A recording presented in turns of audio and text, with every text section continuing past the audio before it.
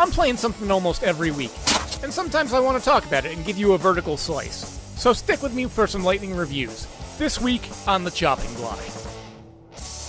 This week I've been playing Elder Scrolls IV Oblivion Remastered.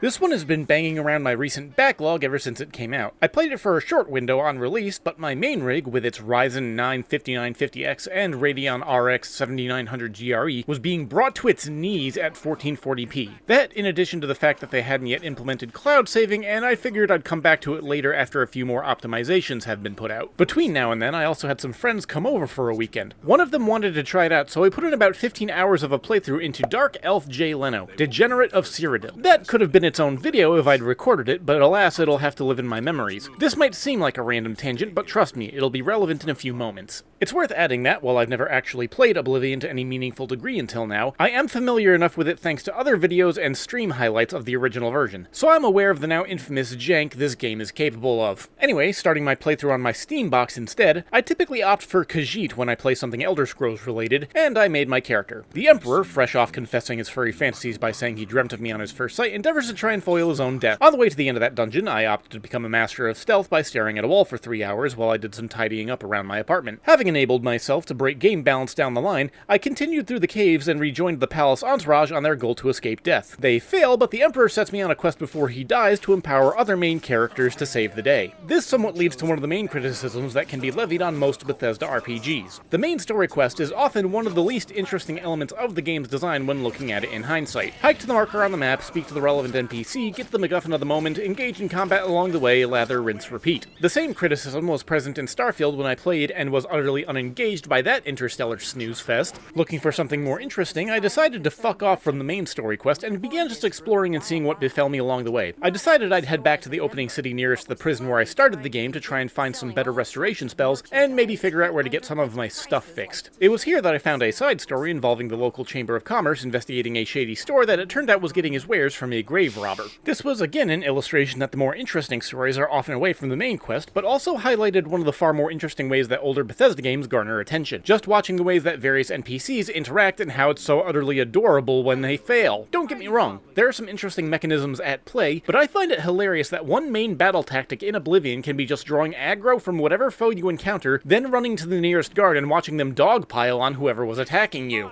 I'd argue that, as a game, Oblivion as it's intended to be played by Bethesda is kind of bland, at least if you endeavor to follow the rails of the main campaign. Going off the rails is where you can really have some fun, though. Going back to my friend in his playthrough of Dark Elf Jay Leno, the first thing he did after escaping prison was lock eyes with a city guard, then proceeded to pickpocket and remove his pants, and nothing else, then lead a conga line of guards around the city until escaping into the countryside, knowing he'd never be able to re-enter the city without having to deal with law enforcement due to the pilfered panties.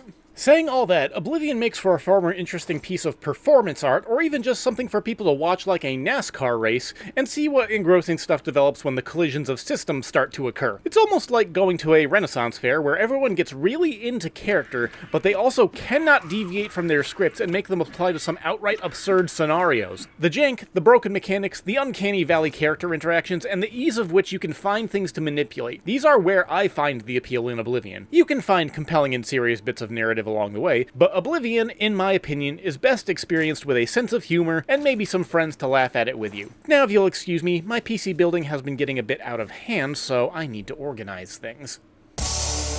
Hey, thanks for sticking around all the way to the end. Remember that I give away Steam keys with my regular weekly uploads, and all you have to do to enter is leave a comment and have contact info on your YouTube profile. But as always, thanks for watching and keep your head on your shoulders.